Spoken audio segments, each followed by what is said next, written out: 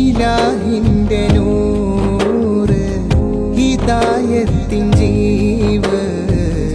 ഇബാദത്തിലൂടെ ഇറയോനിൽ ചേർത്ത പുണ്യജീവ് ഹിതം തേടിയെങ്കിൽ ഇവൻ കണ്ടു നേര്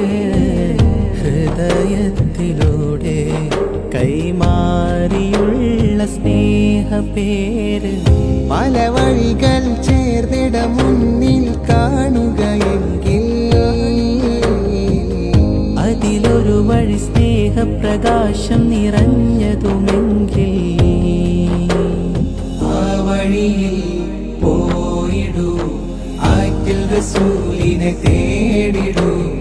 ആഖിറലോകമിലാസബീലിൽ വിജയം കണ്ടിടൂ പ്രകാശം പരന്നു ലോകം പടർന്നു പ്രഭു മുത്തറോ